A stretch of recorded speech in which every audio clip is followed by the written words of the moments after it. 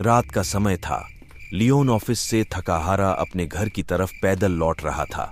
सड़क पर चारों तरफ सन्नाटा पसरा हुआ था। दूर से कहीं भेड़िए के रोने की आवाजें आ रही थीं। उन आवाजों को सुनकर लियोन अपने कदमों को तेजी से बढ़ाने लगता है।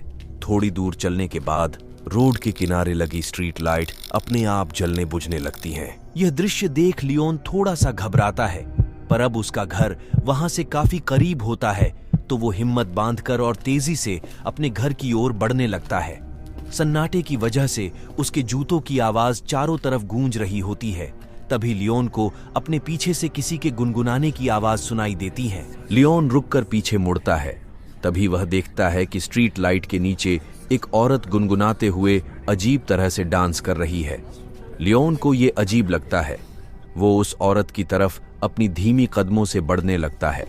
उस औरत का चेहरा उसके बालों से पूरी तरह ढका होता है, जिससे लियोन को उसका फेस नहीं दिख रहा था। लियोन उस औरत को आवाज लगाता हुआ उसकी तरफ बढ़ता है। हेलो मैडम, आप इतनी रात को इस सुनसान सड़क पर अकेली क्या कर रही है? क्या आप रास्ता भटक गई है?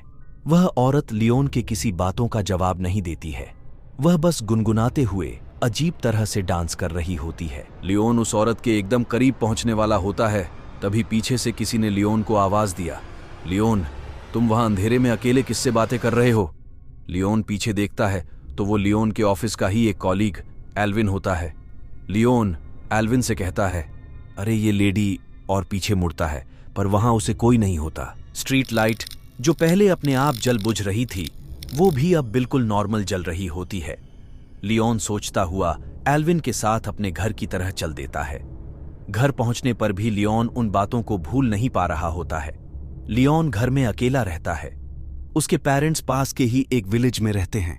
डिनर करने के बाद लियोन सो जाता है। करीब आधी रात को उसे अपने घर के बाहर से फिर वही गुनगुनाहट सुनाई देती है। उस आवाज को सुनकर वह अचानक से उठता है और अपने विंडो पर आकर खड़ा हो जाता है, पर उसे बाहर कोई नहीं दिखता। बाहर किसी को न देखकर वो फिर से सोने के लिए अपने बिस्तर की तरफ बढ़ने लगता है। तभी अचानक से स्ट्रीट लाइट बिल्कुल उसी तरह से अपने आप जलने बुझने लगती हैं और स्ट्रीट लाइट के नीचे फिर वही औरत अजीब तरह से डांस करती हुई नजर आती है। दोबारा से उसी औरत को देख लियोन का गला सूखने लगता है। उसके माथे से पसीना टपकने लगता है। लियोन बहुत डरा हुआ होता है, पर हिम्मत करके वह घर से बाहर जाने को सोचता है। वह मेन गेट खोलकर रोड पर पहुंचता है और उस औरत की तरफ बढ़ता है। वह लेडी बिना रुके अजीब तरह से डांस कर रही होती है। लियोन दबे पांव बिना कुछ आवाज किए उस औरत की तरफ बढ़ता है। उसके पास पहुंचकर लियोन उस औरत को आवाज देता है, मैडम, आप कौन हो और आप मेरा पीछा क्यों कर रही हो? तभी वह औरत डांस करना बंद कर देती है और लियोन की तरफ देखती है। उस औरत को देख लियोन की डर से चीख निकल जाती है। उस औरत का कोई फेस ही नहीं होता और वो कुछ गुनगुना नहीं रही होती, बल्कि कोई मंत्र पढ़ रही होती है। उसके बाल हवा में उड़ रहे होते हैं। वो बिना छुए लियोन को हवा में उठा देती है और फिर लियोन को लेकर वहां से एकाएक गायब हो जाती है। पुलिस के बहुत ढूंढने पर भी लियोन का कोई पता नहीं चलता है। कुछ महीने बाद पुलिस ने लियोन के पेरेंट्स से बताया कि लियोन के गायब होने के बाद शहर से 4 और लड़के बिल्कुल उसी तरह से लापता हो गए जिस तरह लियोन हुआ था।